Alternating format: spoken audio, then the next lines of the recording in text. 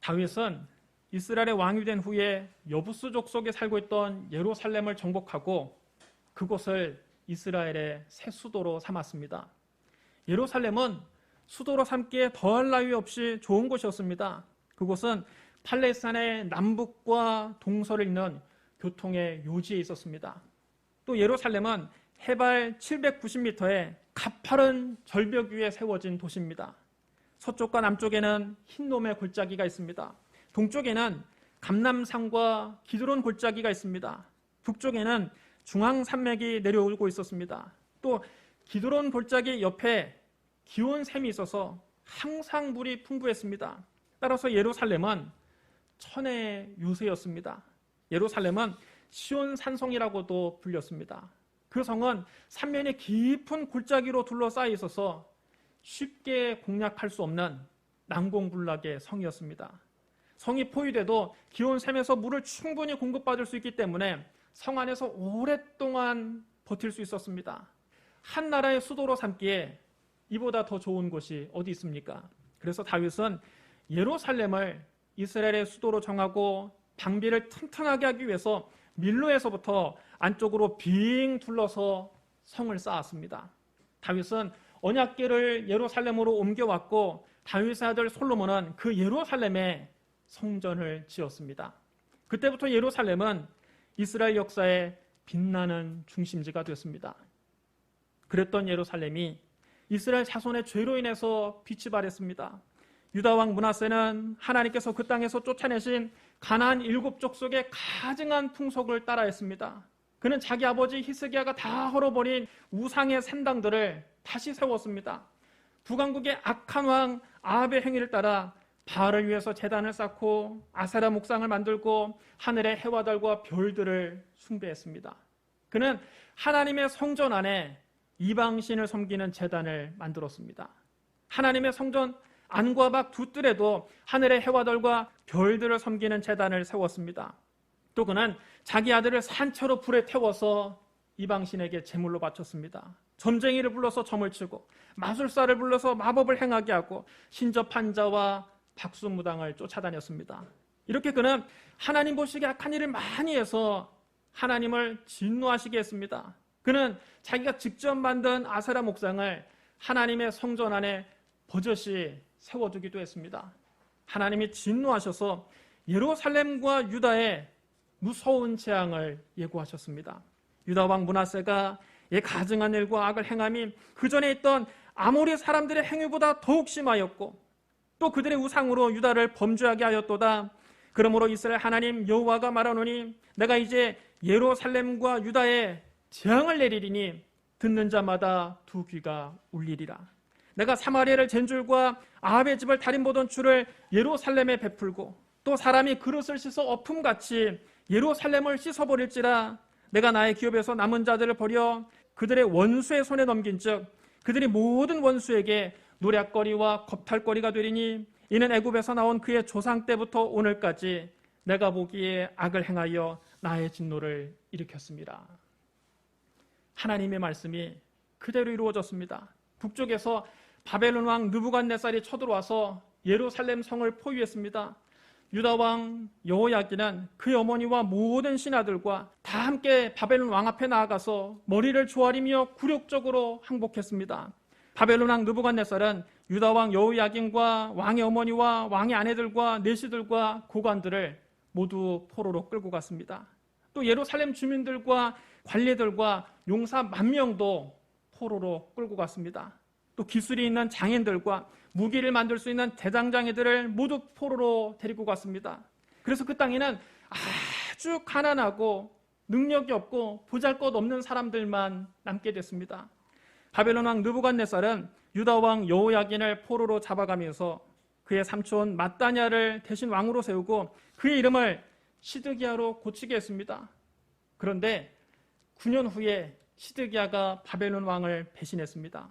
바벨론 왕 느부갓네살이 다시 그의 모든 군대를 거느리고 예루살렘을 치러 올라와서 그 성을 포위하고 성벽 주위에 토성을 쌓았습니다. 바벨론 왕은 1년 6개월 동안 예루살렘을 포위한 채 군대를 물리지 않았습니다. 성 안에 기근이 심해졌습니다. 성벽이 뚫리기 시작했습니다. 시드기야가 더는 성을 지킬 수 없음을 깨닫고 성을 버리고 혼자 살겠다고 도망가다가 바벨론 군대에 사로잡혔습니다.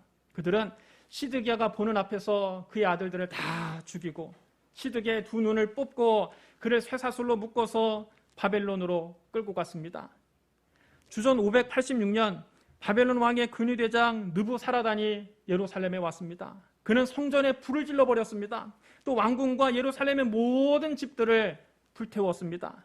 그의 부하들은 예루살렘 성벽을 모조리 헐어버렸습니다. 이렇게 예루살렘은 폐허가 됐습니다. 성벽은 다 무너졌고 성문은 불타버렸습니다. 주전 539년 바사왕 고레스가 바벨론 제국을 무너뜨립니다. 바사는 페르시아를 말하는 겁니다. 바벨론 제국을 무너뜨리고 바사 제국을 일으킨 고레스는 유다 백성들은 예루살렘으로 돌아가서 이스라엘 하나님 여호와의 성전을 건축하라고 명령을 내립니다. 바사왕 고레스의 이 명령에 따라서 수룹바벨을 비롯한 42,360명의 유대인이 바벨론에서 포로 생활을 마치고 예루살렘으로 돌아왔습니다. 그들은 우선 하나님의 성전을 다시 건축했습니다. 마침내 주전 516년 성전 건축을 끝내고 이스라엘 자손은 감격 속에서 성전 봉헌식을 올려드렸습니다. 하지만 예루살렘 성은 여전히 허물어진 상태였고 성문들은 여전히 불탄 채로 남아 있었습니다. 성전이 재건된 지 70년이 지나도록 예루살렘은 여전히 폐허였습니다. 바사왕 아닥사스다 제20년에 바사 제국의 수도 수산궁에 느헤미야라고 하는 유대인이 있었습니다. 그는 유다에서 사로잡혀온 포로의 가정에서 태어났지만 왕의 술관원의 자리까지 올랐습니다. 술관원은 왕에게 술을 따라서 그 술잔을 받들어 올리는 관리입니다. 우리가 생각할 때는 왕의 식탁에서 그저 시중이나 드는 하찮은 사람이 아닌가, 하인이 아닌가 생각하기 쉽지만 그렇지 않습니다. 고대 사회에서는 술에 독약을 타서 왕을 암살하는 일이 종종 일어났습니다. 술관원은 왕의 목숨과 직결되는 일을 하는 사람입니다. 따라서 왕이 가장 신이 많은 최측근만이 술관원이 될 수 있었습니다. 술관원은 단순히 왕에게 술을 받들어 올리는 일만 하는 것이 아니라 왕을 지근거리에서 모시는 핵심 참모로서 국정에 깊숙이 개입하는 고위급 중의 고위급 관리였습니다. 유다에서 사로잡혀온 포로의 가정에서 태어난 느헤미야가 페르시아 황제의 술관원의 자리까지 오른 것은 그야말로 페르시안 드림을 이루었다고 해도 과언이 아닙니다. 느헤미야는 이렇게 바사 제국에서 출세해서 잘 먹고 잘 살고 있었지만 그는 늘 고국을 잊지 않았습니다. 그의 형제 하나니와 몇몇 사람이 유다를 다녀오자 느헤미야가 그들에게 물었습니다. 이곳에 포로로 잡혀오지 않고 유다에 남아있는 사람들은 지금 어떠하냐? 예루살렘의 형편은 지금 어떠하냐? 형님, 말도 마십시오. 포로에 잡혀오지 않고 그 땅에 남아있는 사람들은 큰 어려움과 수치를 당하고 있습니다. 예루살렘 성벽은 무너진 채 그대로 있고 성문들은 다 불타 없어졌습니다. 이 말을 듣고 느헤미야가 주저앉아서 엉엉 울었습니다. 그는 슬픔에 잠긴 채로 며칠 동안 하나님께 금식하면서 기도했습니다. 하늘의 하나님 여호와, 크고 두려우신 하나님이여, 주를 사랑하고 주의 계명을 지키는 자에게 언약을 지키시며 긍휼을 베푸시는 주여, 간구하나이다. 이제 종이 주의 종들인 이스라엘 자손을 위하여 주야로 기도하오며 우리 이스라엘 자손이 주께 범죄한 죄들을 자복하오니 주는 귀를 기울이시며 눈을 여시사 종의 기도를 들으시옵소서. 나와 내 아버지 집이 범죄하여 주를 향하여 크게 악을 행하여 주께서 주의 종 모세에게 명령하신 계명과 율례와 규례를 지키지 아니하였나이다. 옛적에 주께서 주의 종 모세에게 명령하여 이르시되 만일 너희가 범죄하면 내가 너희를 여러 나라 가운데 흩을 것이요 만일 내게로 돌아와 내 계명을 지켜 행하면 너희 쫓긴 자가 하늘 끝에 있을지라도 내가 거기서부터 그들을 모아 내 이름을 두려고 택한 곳에 돌아오게 하리라 하신 말씀을 이제 청하건대 기억하시옵소서. 이들은 주께서 일찍이 큰 권능과 강한 손으로 구속하신 주의 종들이요 주의 백성이니이다. 주여 구하오니 귀를 기울이사 종의 기도와 주의 이름을 경외하기를 기뻐하는 종들의 기도를 들으시고 오늘 종이 형통하여 이 사람들 앞에서 은혜를 입게 하옵소서. 느헤미야가 몇 날 며칠을 금식하며 하나님께 이렇게 간절히 기도하던 어느 날 느헤미야가 아닥사스다 왕에게 술을 따라 올리는데 왕이 그의 안색이 평소와 달리 좋지 않은 것을 보고 물었습니다. 네 안색이 좋지가 않구나. 어디 아픈 것 같진 않은데 무슨 걱정이라도 있느냐? 느헤미야가 너무 황송해서 왕께 아뢰었습니다. 폐하 만세수를 하옵소서. 제 조상들의 묘실에 있는 성이 지금까지 황폐하고 성문은 불탄 채로 그대로 있사오니 제가 어찌 얼굴에 수심이 없겠사옵니까? 그러면 네가 무엇을 원하느냐? 느헤미야가 눈 한번 깜짝할 사이에 묵상으로 하나님께 기도하고 왕에게 다시 아뢰었습니다.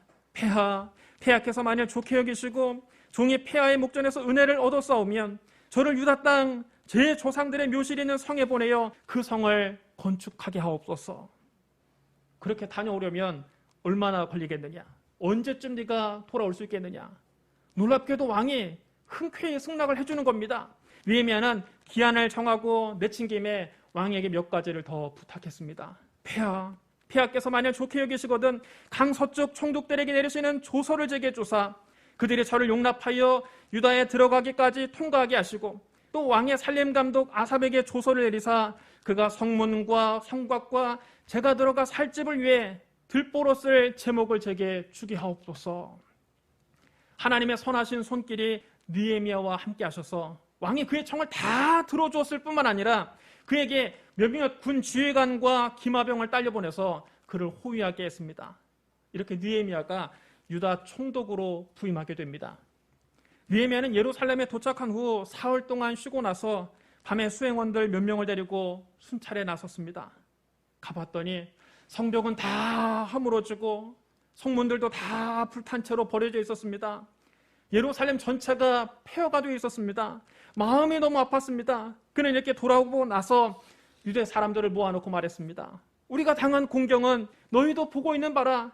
예루살렘이 황폐하고 성문이 불탔으니 자, 예루살렘 성을 건축하여 다시는 우리가 수치를 당하지 말자. 그는 또 하나님의 선하신 손길이 자기를 어떻게 인도하셨는지 페르시아 왕이 자기에게 한 말을 그들에게 전해주었습니다. 그러자 유대 사람들이 용기를 얻어서 그에게 말했습니다. 그럽시다. 우리가 일어나서 예루살렘 성을 다시 건축합시다. 그들도 모두 힘을 내서 이 선한 일에 기꺼이 동참했습니다. 하지만 예루살렘 성을 재건하는 일이 녹록지만은 않았습니다. 이 일을 반대하는 원수들이 있었습니다. 호론 사람 산발락과 종이었던 암몬 사람 도비야와 아라비아 사람 게셈이 이 말을 듣고 찾아와서 느헤미야와 유대인들에게 따졌습니다. 너희가 지금 하고 있는 일이 무엇이냐? 너희가 지금 왕을 배반하려고 하는 것이냐? 너희가 지금 따로 성을 세워서 바사 왕을 배신하고 따로 국가를 만들려고 하는 것 아니냐? 그들은 느헤미야와 유다 사람들을 업신여기고 비웃었습니다. 느헤미야가 그들에게 말했습니다. 하늘의 하나님이 우리를 형통하게 하시리니 그의 종들인 우리가 일어나 건축하려니와 오직 너희에게는 예루살렘에서 아무 기업도 없고 권리도 없고 기억되는 바도 없을 것이다. 성벽 공사를 하는 동안에도 원수들은 끊임없이 찾아와서 방해했습니다. 끊임없이 유대인들을 공격하겠다고 위협했습니다. 느헤미야의 부하들은 절반은 일을 하고 절반은 갑옷을 입고 창과 방패와 활을 들고 경계를 설 수밖에 없었습니다. 성을 건축하는 사람들과 짐을 나르는 사람들도 한 손으로는 일을 하면서 한 손으로는 무기를 들고 있었습니다. 그들 가운데 어느 누구도 성벽 공사가 끝날 때까지 옷을 벗지 않았고 물을 기르러 갈 때에도 손에서 무기를 놓지 않았습니다. 그래서 불과 52일 만에 성벽 공사를 마칠 수가 있었습니다. 하나님의 기적적인 도우심이 있기에 이 일이 가능했습니다. 여러분, 예루살렘 성을 왜 굳이 재건해야만 합니까? 왜 예루살렘이 그렇게 중요합니까? 이사야 52장 1절에 이렇게 기록되어 있습니다. 시온이여 깰지어다 네 힘을 낼지어다 거룩한 성 예루살렘이여 네 아름다운 옷을 입을지어다. 여러분 따라해 주시기 바랍니다. 거룩한 성 예루살렘. 예루살렘이 왜 거룩한 성입니까? 단순히 그곳에 하나님의 성전이 있었기 때문에 그것이 거룩한 성이 아닙니다. 하나님의 구원 계획이 예루살렘을 중심으로 이루어지기 때문에 예루살렘은 거룩한 성입니다. 예루살렘은 이스라엘 역사의 중심지뿐만 아니라 구속사의 중심지입니다. 신약시대 예수님은 마지막 유월절을 지키기 위해서 제자들과 함께 예루살렘으로 향하셨습니다. 예루살렘 성이 환히 내려다 보이는 감람산 중턱 벳박에 이르렀을 때 주님은 두 제자를 마을로 보내시며 말씀하셨습니다. 너희는 맞은편 마을로 가라. 그리하면 곧 메인 나귀와 나귀 새끼가 함께 있는 것을 보리니 풀어 내게로 끌고 오라. 만일 누가 무슨 말을 하거든 주가 쓰시겠다 하라. 그리하면 즉시 보내리라. 두 제자가 맞은편 마을로 가서 매여있는 새끼 나귀를 풀어 끌고 가려고 하자 나귀 임자가 찾아와서 그들에게 말했습니다. 당신들 지금 뭐하는 것이요? 어찌하여 새끼 나귀를 푸는 것이요? 그때 두 제자가 예수님이 말씀하신 대로 대답했습니다. 주께서 쓰시겠다. 그러자 나귀 임자가 두말하지 않고 즉시 그 새끼 나귀를 내어주었습니다. 두 제자가 예수님이 명령하신 대로 새끼 나귀를 끌고 와서 자기들의 겉옷을 벗어 나귀 위에 얹어 안장을 대신했습니다. 예수님께서 그 작은 새끼 나귀를 타고 뒤뚱뒤뚱 예루살렘 성에 입성하시는데 유월절을 지키려고 그때 예루살렘 성 안에 와 있던 수많은 사람들이 환호하며 예수님을 맞았습니다. 그들은 예수님이 행하신 수많은 기적을 현장에서 목격했습니다. 예수님이 더러운 귀신을 쫓아내시는 것을 보았습니다. 시몬 베드로의 집에서 그의 장모의 병을 낫게 하시고 그 마을의 온갖 병자들을 고치시는 것을 보았습니다. 베드로의 빈배를 채워주시는 기적도 보았습니다. 나병 환자를 깨끗게 하시는 것도 보았습니다. 중풍병자를 고치시는 것도 보았습니다. 안식일에 손 마른 사람의 손을 펴주신 것도 보았습니다. 백부장의 종을 고쳐주시는 것도 보았습니다. 나인성 과부의 죽은 아들을 살리시는 것도 보았습니다. 바람과 물결을 잔잔하게 하시는 것을 보았습니다. 거라사에서 군대 귀신 들린 사람을 깨끗이 고쳐주는 것을 보았습니다. 12의 혈루증 앓던 여인이 예수님 뒤에 옷자락을 살짝 만졌다가 그의 혈루근이 깨끗이 마르는 놀라운 기적을 보았습니다. 회당장 야이로의 죽은 딸을 살려내는 기적도 보았습니다. 떡 5개와 물고기 2마리로 5,000명을 배불리 먹이시고 12바구니를 남기는 것을 그 자리에 있던 5,000명이 똑똑히 보았습니다. 이런 놀라운 기적을 가까이서 본 이스라엘 백성들은 예수님께서 이번 6월절에 예루살렘에 오시기만 하면 그 위대한 능력으로 로마 제국을 그 땅에서 몰아내고 메시아 왕국을 세우실 것이라고 기대하고 있었습니다. 그래서 새끼 나귀를 타고 예루살렘 성에 입성하시는 예수님 앞길에 어떤 사람들은 자기 옷을 벗어서 길에 깔아드리고 어떤 이들은 나뭇가지를 꺾어다가 깔아드렸습니다. 이때 어린아이들이 제일 신이 났습니다. 허다한 아이들이 앞서거니 뒤서거니 예수님을 따라가며 노래를 불렀습니다. 호산나 다윗의 자손이여 찬송하리로다. 주의 이름으로 오시는 이여 가장 높은 곳에서 호산나. 아이들의 목소리는 참으로 청아했습니다. 마치 하늘의 천사들의 찬양 같았습니다. 어린아이들이 그 의미를 알고 부르는지 모르고 부르는지 참으로 묘한 찬송을 불렀습니다. 호산나 다윗의 자손이여 찬송하리로다. 주의 이름으로 오시는 이여 가장 높은 곳에서 호산나. 호산나라는 말은 본래 우리를 구원하소서 이런 뜻의 히브리어 호시아나를 헬라어로 음역한 것입니다. 여러분 따라해 주랍니다. 우리를 구원하소서.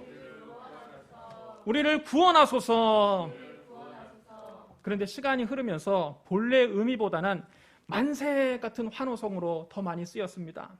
이렇게 예수님께서 사람들의 열렬한 환영을 받으면서 왕으로 예루살렘 성에 입성하신 겁니다. 그날 예루살렘 성은 시끌벅적했습니다. 그러나 며칠 후 사건은 전혀 다른 방향으로 전개됩니다. 예루살렘 동쪽 기드론 시내 건너편 감람산 서쪽 기슭에 있는 겟세마네 동산에서 기도하시던 예수님은 가론 유다가 데리고 온 무리들에게 잡히셨습니다. 그들은 칼과 몽둥이를 들고 예수님을 잡으러 왔습니다. 예수님은 대제사장 가야바의 집으로 끌려가셨습니다. 이른 새벽에 예루살렘 성 안에 있는 대제사장의 집에서 사내들인 공회가 열렸습니다.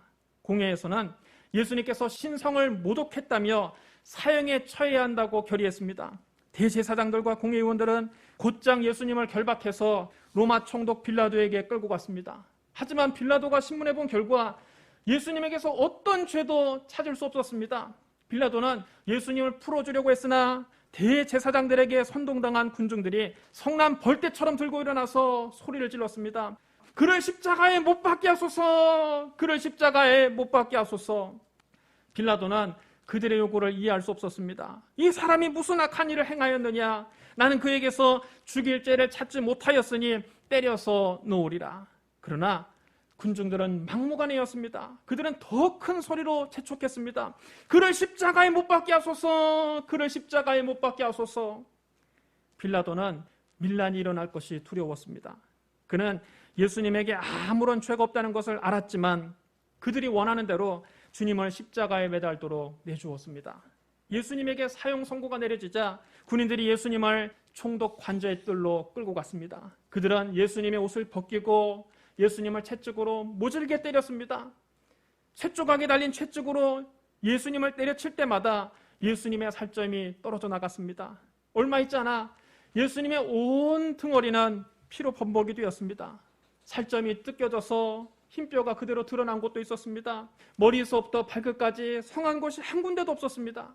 온몸이 채찍에 맞아서 너덜너덜해지셨습니다. 온몸에서 피가 줄줄 흘러내려서 예수님이 채찍에 맞았던 그 자리에 붉은 피가 흥건하게 고였습니다.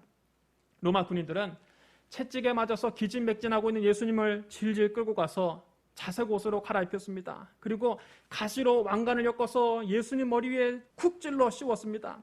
가시에 찔린 예수님의 머리에서도 피가 주르륵 흘러내렸습니다. 그들은 예수님의 오른손에 지팡이를 쥐어줬습니다. 로마 군인들이 예수님 앞에 무릎을 꿇고 절하면서 조롱합니다. 유대인의 왕이여 평안할지어다. 그들은 예수님 얼굴에 침을 뱉고 지팡이를 빼앗아 예수님 머리를 사정없이 때렸습니다. 그들은 예수님을 실컷 조롱한 후에 자색 옷을 벗기고 원래 옷으로 다시 입혔습니다. 로마 군인들은 예수님에게 거대한 나무 십자가를 짊어지고 예루살렘 성문 밖에 있는 해골이라고 하는 곳까지 가게 했습니다. 예수님은 예루살렘 성문 밖에서 두 행악자와 함께 십자가에 못 박히셨습니다. 하나는 예수님 우편에, 하나는 예수님 좌편에 있었습니다. 로마 군인들은 예수님을 십자가 위에 눕혀놓고 녹슨 대못을 그 위에 얹어놓고 망치로 사정없이 내려쳤습니다. 그들이 망치질할 때마다 예수님 뼈가 우지끈 부서지며 붉은 피가 뿜어져 나왔습니다. 예수님은 고통스러워 몸부림치십니다. 예수님을 보려고 따라왔던 여인들은 그 참담한 광경을 참아볼 수가 없어서 어떤 이는 자기 눈을 가리고 어떤 이는 입을 막고 오열합니다. 난 12시쯤 되었을 때 갑자기 해가 빛을 잃고 온 땅에 어둠이 덮이더니 오후 3시까지 그 어둠이 계속됐습니다. 예루살렘 거리에서 더 이상 호산나 찬미 소리는 들리지 않았습니다. 예루살렘은 온통 어둠에 휩싸였고 거리는 고요해졌습니다. 오후 3시에 예수님은 큰 소리로 외치셨습니다. 아버지, 내 영혼을 아버지 손에 부탁하나이다. 이 말씀을 하시고 예수님은 숨을 거두셨습니다. 왜 우리 예수님께서 그 참혹한 십자가에서 피를 흘리고 죽으셨을까요? 성경은 그 이유를 분명하게 밝히고 있습니다. 이사야 53장 5절입니다. 그가 찔림은 우리의 허물 때문이요, 그가 상함은 우리의 죄악 때문이라. 그가 징계를 받음으로 우리는 평화를 누리고 그가 채찍에 맞음으로 우리는 나음을 받았도다. 예수님은 우리의 허물 때문에 대못에 찔리신 겁니다. 예수님은 우리의 죄 때문에 그 몸이 상하신 겁니다. 예수님 우리에게 평화를 주기 위해서 우리 대신 징계를 받으신 겁니다.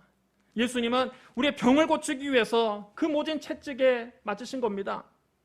그러나 예수님은 아무 죄가 없으시기 때문에 죽음을 이기시고 3일 만에 다시 살아나셨습니다. 부활하신 예수님은 제자들에게 나타나 말씀하셨습니다. 이같이 그리스도가 고난을 받고 제3일에 죽은 자 가운데서 살아날 것과 또 그의 이름으로 죄사함을 받게 하는 회개가 예루살렘에서 시작하여 모든 족속에게 전파될 것이 기록되었으니 너희는 이 모든 일의 증인이라. 볼지어다 내가 내 아버지께서 약속하신 것을 너희에게 보내리니 너희는 위로부터 능력으로 입혀질 때까지 이 성에 머물라. 여러분 따라해 주랍니다. 예루살렘에서 시작하여 모든 족속에게 전파될 것이 기록되었으니, 예수님은 그리스도의 이름으로 죄사함을 받게 하는 회개가 예루살렘에서 시작해서 모든 족속에게 전파될 것이라고 분명하게 말씀하셨습니다. 또 예수님은 승천하시기 직전에 제자들에게 당부하셨습니다. 예루살렘을 떠나지 말고 내게서 들은 바 아버지께서 약속하신 것을 기다리라. 요한은 물로 세례를 베풀었으나 너희는 몇 날이 못 되어 성령으로 세례를 받으리라. 오직 성령이 너희에게 임하시면 너희가 권능을 받고 예루살렘과 온 유대와 사마리아와 땅끝까지 이르러 내 증인이 되리라. 여러분 따르셔랍니다. 예루살렘과 온 유대와 사마리아와 땅끝까지 이르러 내 증인이 되리라. 복음 전파가 예루살렘에서부터 시작될 것임을 주님은 분명히 하셨습니다. 예수님의 이 분부대로 제자들이 예루살렘의 한 다락방에 모여서 열흘 동안 전심으로 기도했습니다. 오로지 기도하기에 힘썼습니다. 예루살렘의 한 다락방에 모여서 기도한 그 120명이 바로 최초의 교회입니다. 오순절날이 이르자 마침내 주님이 약속하신 성령이 그들에게 임하셨습니다. 호련히 하늘로부터 급하고 강한 바람 같은 소리가 있어서 그들이 앉은 온 집에 가득했습니다. 마치 불의 혀처럼 갈라지는 것이 그들에게 보여서 각 사람 위에 하나씩 임했습니다. 그들이 다 성령의 충만함을 받고 성령의 말하게 하심을 따라 다른 언어들로 말하기 시작했습니다. 성령 받은 제자들은 예수님 명령대로 예루살렘과 온 유대와 사마리아와 땅끝까지 이르러 그리스도의 증인이 됐습니다. 이처럼 예수님께서 십자가에 달리신 곳도 예루살렘이요, 예수님이 부활하신 곳도 예루살렘이요, 성령이 처음으로 임하신 곳도 예루살렘이요, 교회가 시작된 곳도 예루살렘이요, 복음 전파가 시작된 곳도 예루살렘입니다. 그러므로 예루살렘은 거룩한 성입니다. 요한계시록에는 장차 새하늘과 새 땅에 건설될 하나님의 성을 거룩한 성 새 예루살렘이라고 표현했습니다. 요한계시록 21장 1절 5절 말씀 여러분 잘 들어보십시오. 또 내가 새하늘과 새 땅을 보니 처음 하늘과 처음 땅은 없어졌고 바다도 다시 있지 않더라. 또 내가 보매 거룩한 성 새 예루살렘이 하나님께로부터 하늘에서 내려오니 그 준비한 것이 신부가 남편을 위하여 단장한 것 같더라. 내가 들으니 보좌에서 큰 음성이 나서 이르되 보라, 하나님의 장막이 사람들과 함께 있음에 하나님이 그들과 함께 계시리니 그들은 하나님의 백성이 되고 하나님은 친히 그들과 함께 계셔서 모든 눈물을 그 눈에서 닦아주시니 다시는 사망이 없고 애통하는 것이나 곡하는 것이나 아픈 것이 다시 있지 아니하리니 처음 것들이 다 지나갔음이로라. 보좌에 앉으신 이가 이르시되 보라, 내가 만물을 새롭게 하노라 하시고 또 이르시되 이 말은 신실하고 참되니 기록하라. 여러분 따라해 원합니다. 거룩한 성 새 예루살렘. 거룩한 성 새 예루살렘은 장차 우리가 들어갈 천국입니다. 거기에서는 죽음도 없고 슬픔도 없고 우는 것도 없고 아픈 것도 없습니다. 하나님의 영광이 있어서 그 성의 빛이 지극히 귀한 보석 같고 벽옥과 수정같이 맑습니다. 그 성곽은 벽옥으로 쌓였고 그 성은 정금인데 맑은 유리 같습니다. 그 12문은 12진주요 성의 길은 맑은 유리 같은 정금입니다. 그 성은 해와 달이 쓸데없습니다. 왜냐하면 하나님의 영광의 빛이 비추고 어린 양 예수 그리스도께서 그들의 등불이 되시기 때문입니다. 그곳은 참으로 빛난 곳입니다. 거기에는 밤이 없으므로 온종일 대문을 닫지 않습니다. 그 성에 들어간 사람에게는 다시는 저주가 없습니다. 하나님과 그 어린 양의 보좌가 그 가운데 있습니다. 우리는 그를 예배하며 하나님의 얼굴과 얼굴을 마주대하며 뵙게 될 것입니다. 우리는 그곳에서 세세토록 왕노릇하며 살 것입니다. 그러므로 그 성에 들어가는 사람은 참으로 영광이요 참으로 복받은 사람입니다. 사랑하는 성도 여러분, 다윗은 예루살렘을 이스라엘 수도로 삼고 성벽을 쌓았습니다. 느헤미야는 그 무너진 예루살렘 성벽을 재건했습니다. 예루살렘은 거룩한 성입니다.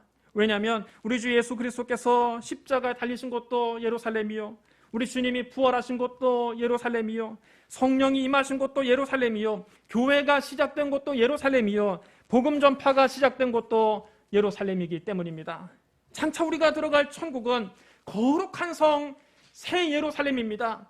우리가 이 땅에 사는 동안 어떤 고난이 있더라도, 어떤 유혹이 있더라도, 어떤 박해가 있더라도 우리를 위해서 십자가에서 죽으시고 부활하신 예수 그리스도를 잘 믿어서 여러분 모두 다 장차 거룩한 성 새 예루살렘에 다 들어가시기를 주님의 이름으로 축원합니다. 우리 기도하겠습니다. 사랑과 은혜가 풍성하신 하나님 아버지, 예수님께서 예루살렘에서 십자가에 달리시고 예루살렘에서 부활하신 것을 믿습니다.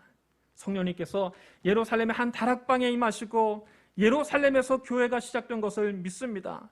장차 우리가 거룩한 성 새 예루살렘에 들어갈 것을 믿습니다.